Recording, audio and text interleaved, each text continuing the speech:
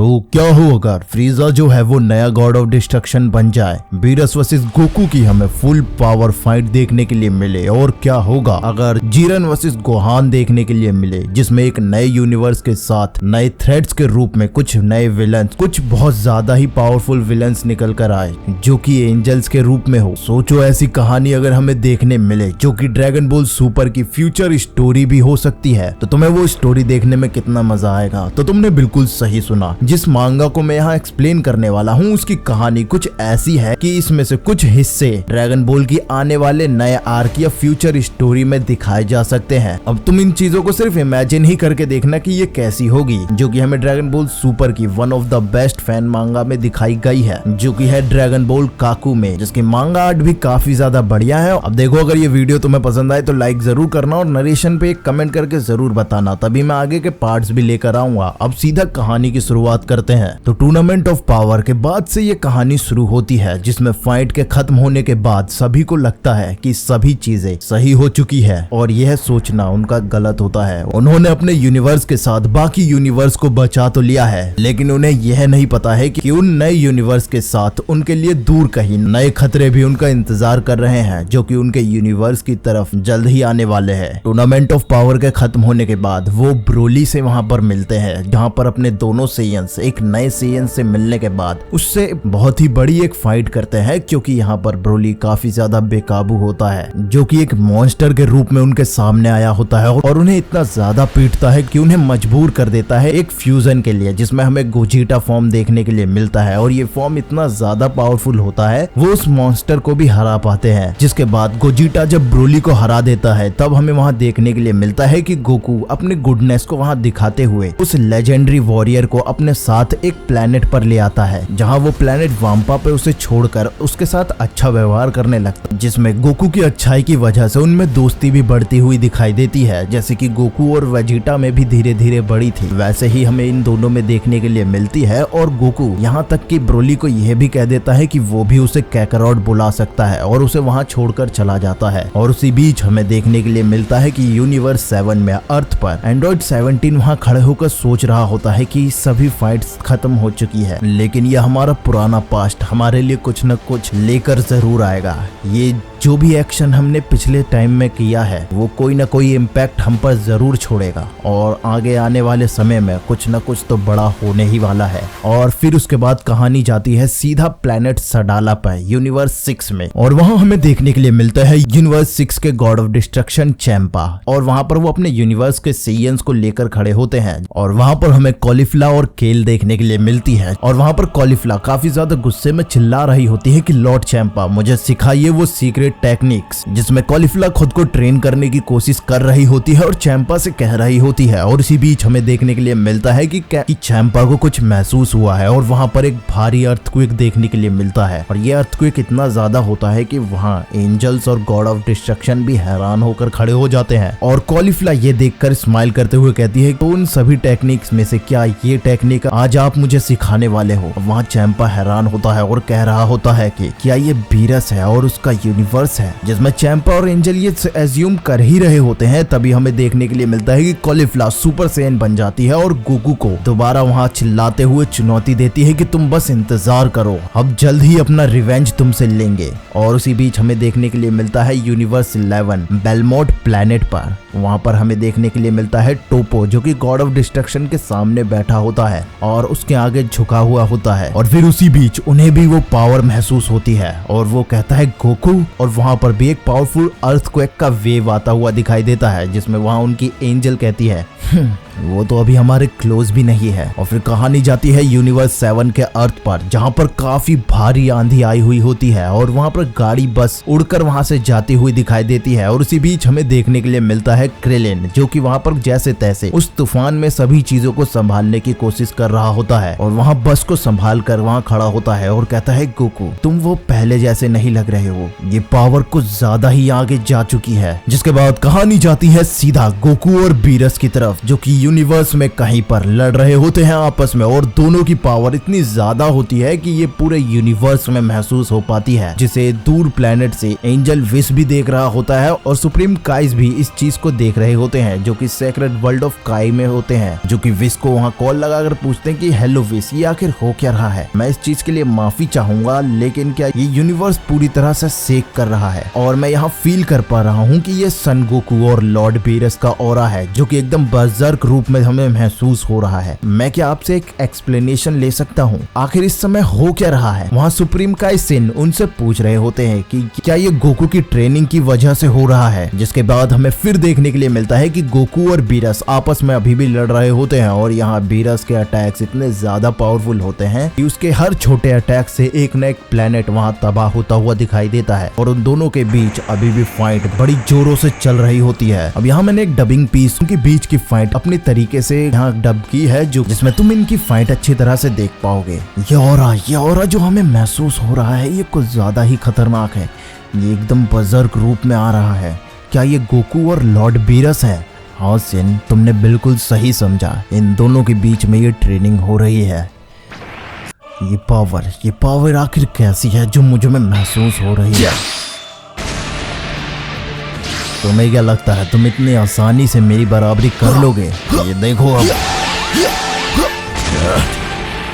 अब भी मेरी पावर को कम मत लीजिए।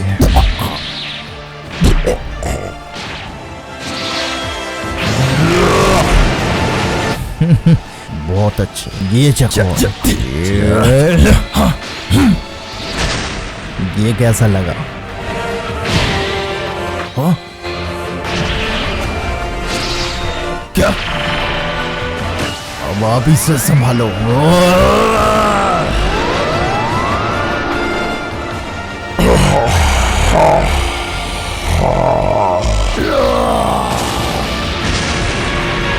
अब इसका स्वाद कैसा लगा? मैं देता हूं अब तुम्हें स्वाद, ये चखो। अब आखिर कैसे? अभी खेल खत्म नहीं हुआ है बच्चे। प्लैनेट किया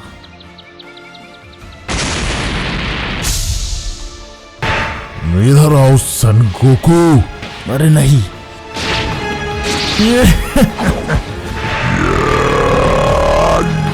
ये लो।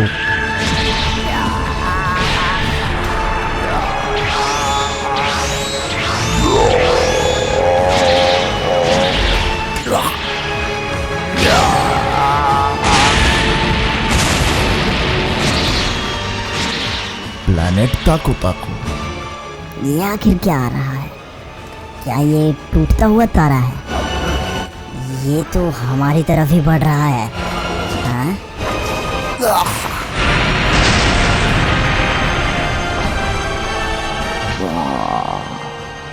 ये आखिर क्या चीज है? क्या ये कोई इंसान है? ये रोशनी। अभी चीजें खत्म नहीं हुई है बच्चे, अब इस चीज का भी मजा लो। मुझे नहीं होगा।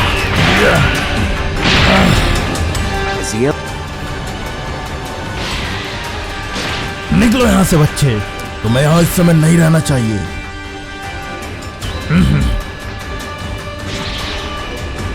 आखिर लॉर्ड बीरस पूरी स्पीसीज को क्यों डेंजर में डाल रहे हैं? क्या ये क्या है मेरे पैर पे? क्या गोकू, इसके लिए अब तुम तैयार रहना। क्या? नहीं।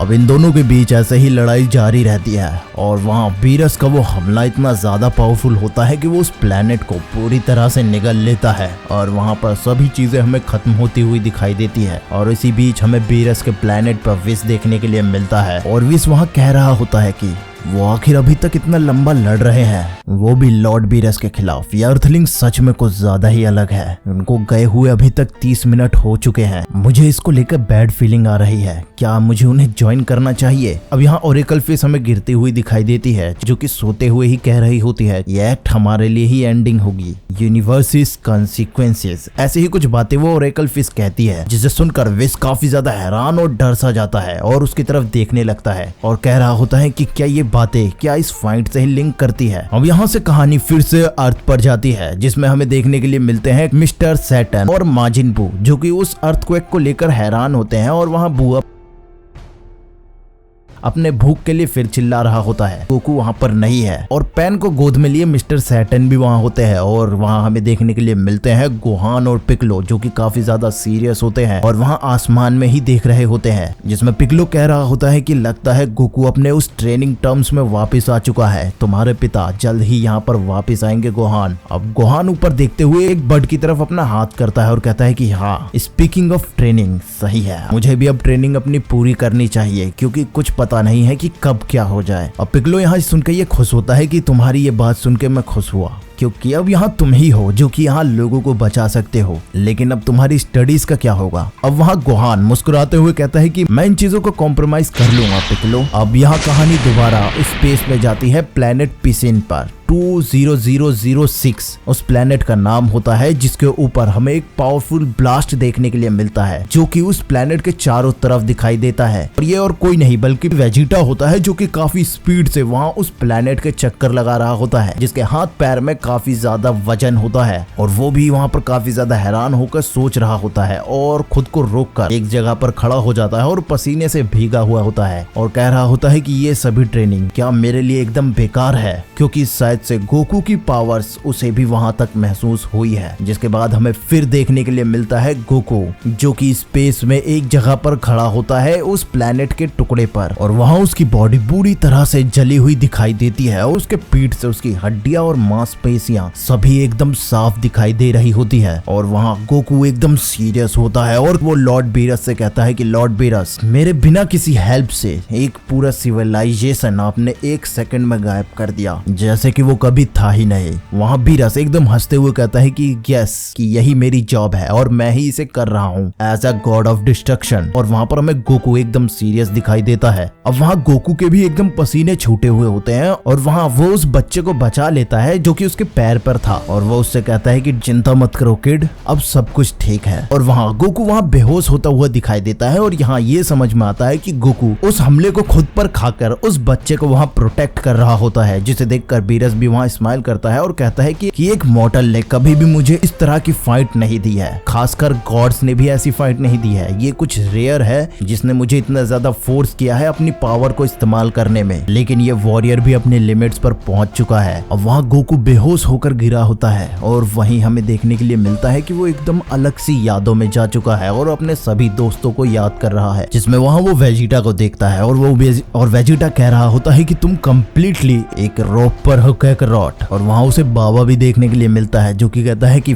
उठो सन गोकू। और गोकू कह रहा होता है कि आखिर ये क्या है, ये अच्छा है, लेकिन ये प्लेस कौन सी है, क्या ये पानी है, और ये जब आया है जब मुझे प्यास लगी है। अब ऐसा सब गोकू बेहोश होके देख ही रहा होता है कि तभी हमें देखने के लिए मिलती है एक पावर, जो कि गोकू में एकदम ही उमड़ती है और वो इतनी ज्यादा उसमें से निकल रही होती है कि वो धीरे धीरे वहाँ खड़ा होना शुरू हो जाता है और उसकी पावर वहाँ बढ़ती हुई ही दिखाई देती है, जहाँ गोकू अपने आप को शांत करके उस बच्चे को लेता है और उस जगह से निकल जाता है और उसे सेफ जगह पर रखकर सीधा बीरस के पीछे आ जाता है। और वो इतना ज्यादा तेज होता है कि उसे सिर्फ विस ही तुरंत मुड़कर देख पाता है और वो एक प्लेनेट पर चला जाता है और उसे वहाँ अपने हाथों से उठाकर सीधा वो बीरस की तरफ फेंकने के लिए तैयार हो जाता है और उस प्लेनेट को पकड़े हुए अपनी पावर्स का इस्तेमाल करता है और पूरे यूनिवर्स में से पावर्स को वहाँ पर खींच रहा होता है और अपनी तरफ बुला रहा होता है और अपने पास अट्रैक्ट करके वो कई सारे प्लैनेट्स को जोड़कर एक नया अटैक बनाता है, जिसमें वो एक ड्रैगन के रूप को बनाता है और ये सभी प्लैनेट को जुड़ते हुए अपने ऑरा से ड्रैगन को फॉर्म करता है, जिसे देखकर बीरस एकदम हैरान होते हैं कि आखिर ये है क्या। और वो अटैक सीधा वो बीरस की तरफ कर देते हैं, जो कि बीरस की तरफ काफी तेजी से चला जाता है। अब गोकू वहाँ उसे देख ही रहा होता है कि तभी हम देखते हैं एक पावरफुल ऑरा जो कि सीधा गोकू के पीछे होता है और वो और कोई नहीं बीरस ही होता है और उसका हाथ गोकू के कंधे पर होता है और उससे कह रहा होता है कि मुझे बहुत ज्यादा गर्व है तुम पर सन गोकू, मुझे शायद ही कुछ याद होगा कि मैंने इतनी बढ़िया फाइट कब करी करी थी और ऐसी भयानक पावर आपस में कब जुड़ी थी। अब यहाँ पर हमें बीरस भी एक पावरफुल फॉर्म में देखने के लिए मिलता है, जिसके छाती पर वो गॉड ऑफ डिस्ट्रक्शन के सिंबल भी चमकते हुए दिखाई देते हैं। जिसके बाद हमें गोकू के चेहरे पर एक और खरोच आता हुआ दिखाई देता है और वहाँ वो काफी ज्यादा सीरियस दिखाई देता है और वो एक प्लेनेट के टुकड़े पर ही खड़ा होता है, जिसमें वो बीरस को डॉज करके दूर गया हुआ होता है। और इसे देखकर बीरस स्माइल करते हुए कहता है, ये एकदम बेकार है, तुम इतने फास्ट हो कि मेरे लिए एक टर्टल की तरह हो। जिसके बाद गोकू वहाँ पर एक कामेहामे वेव वहाँ तैयार करते हुए दिखाई देता है और एक पावरफुल कामेहामे वेव बनाता है, जो कि सैटर्न प्लेनेट के रूप की तरह दिखाई दे रहा होता है और उसमें भी हमें गोकू का ऑरा पूरी तरह से दिखाई देता है। अब यहाँ विस भी गोकू को देखकर काफी ज्यादा हैरान होता है कि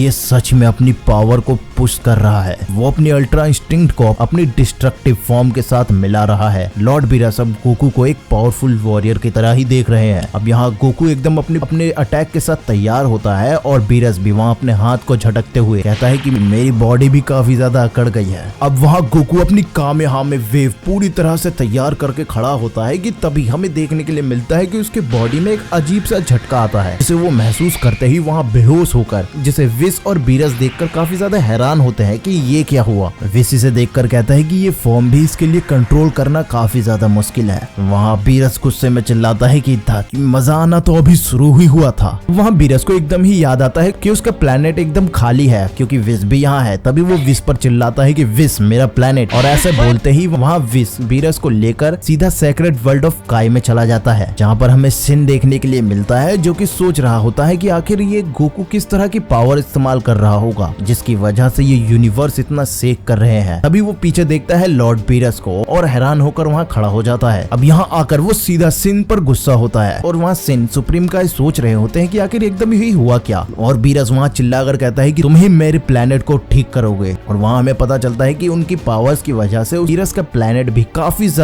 ज्यादा खत्म ही हो चुका है, जिसे देखकर विस वहाँ हंस रहा होता है। जिसके बाद हमें वहाँ पर सुप्रीम काय देखने के लिए मिलते हैं, जो कि सीरियस होके कहते हैं, लेकिन वहाँ बीरस गुस्से में कहता है कि क्या हुआ सिन, क्या तुम अपना काम पूरा नहीं कर सकते। वहाँ पर सुप्रीम काय हंसते हुए कहते हैं कि नहीं ऐसा नहीं है, जितना मैं सोच रहा था इसके लिए मुझे ज्यादा समय लग सकता है। जिसके बाद बीरस विस से कहता है कि गुड विस, जल्दी जाओ गोकू के पास क्योंकि उसका जल्द ही एटमॉस्फेयर ऑरा खत्म होने वाला है। वहाँ विस फिर हंसते हुए कहता है कि मुझको इतना ज्यादा अंडर एस्टिमेट भी मत करिए बीरस। जिसके बाद यहाँ से कहानी जाती है सीधा ग्रैंड प्रिस्ट के पैलेस पर और वहाँ हमें वो पैलेस देखने के लिए मिलता है, जो कि एक अलग से ऑरा से निकल रहा होता है, जिसके अंदर से वहाँ पर हमें ग्रैंड प्रिस्ट भी निकलते हुए दिखाई देते हैं और वहाँ हमें सभी एंजल्स भी एकजुट होते हुए दिखाई देते हैं। और वहाँ ग्रैंड प्रिस्ट एंट्री मारते हुए कहते हैं कि तुम सभी के प्रेजेंस के लिए यहाँ शुक्रिया। तुम सब शायद से जानते होगी कि तुम सबको मैंने यहाँ क्यों बुलाया है, लेकिन यहाँ तुम्हारे लिए एक इन्फॉर्मेशन अभी भी मिसिंग है, इसलिए इस जगह को जब तक मत छोड़ना जब तक हमारी बातें खत्म नहीं हो जाती है। यहाँ ओमनी किंग तुम्हें कुछ न कुछ बताने वाले हैं जो कि बहुत बड़ा है और वो हमारे लिए एक नई परेशानी भी हो सकती है। अब जैसे कि तुम्हें ये पता ही है कि सभी प्लैनेट्स को गायब कर दिया गया था, जो कि अर्थलिंक्स द्वारा दोबारा वापस ला दिए गए, जो कि यूनिवर्स 7 के अर्थलिंक्स थे। उन्होंने अपनी विश से सभी यूनिवर्स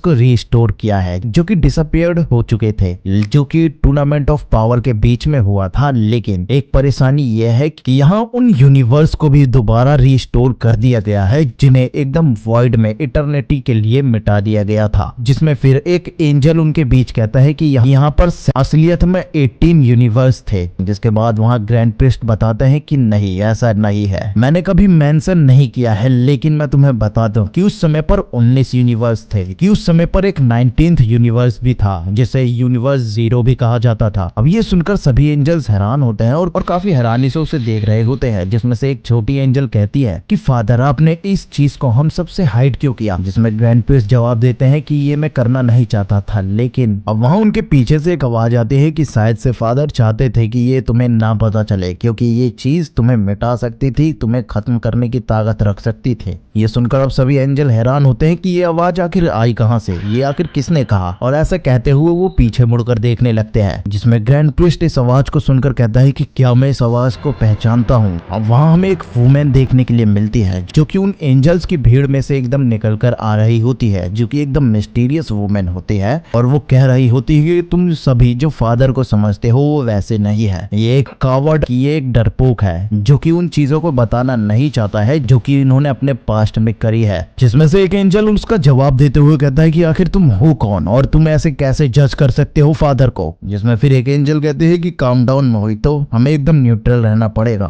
चाहे हम कैसे भी सिचुएशन में क्यों ना हो। मैं उस चीज को बिल्कुल भी नहीं भूला हूँ, मुझे बताने दो कि आखिर इन्होंने अपने पास्ट में क्या धोखाधड़ी करी है। आखिर ये मिस्टीरियस वुमेन है कौन जो कि एकदम ही यहाँ निकल कर आई है, क्या यूनिवर्स 19 से इसका कोई रिलेशन है। और आखिर ग्रैंड प्रिस्ट ने अपने पास्ट में आखिर ऐसा किया क्या था, आखिर ग्रैंड प्रिस्ट क्या छुपा रहे हैं, ये सभी तुम्हें अगले चैप्टर में देखने के लिए मिलेगा। यही था पहला चैप्टर। अब तुम्हें मेरी नरेशन और ये वीडियो तुम्हें कैसी लगी तुम कमेंट करके तो जरूर बताना, और तुम्हारी लाइक और व्यूज से ही पता चलेगा कि आगे के चैप्टर मैं कितने जल्दी लाऊंगा। बस अब अगले चैप्टर के लिए तैयार रहना, वो और भी ज्यादा मजेदार होने वाला है। और अभी तक तुमने वीडियो को लाइक नहीं किया है तो लाइक जरूर कर लेना और चैनल को भी सब्सक्राइब कर लेना ताकि मैं ऐसी वीडियोस आगे बनाते रहूं। तो मिलते हैं अगली वीडियो में।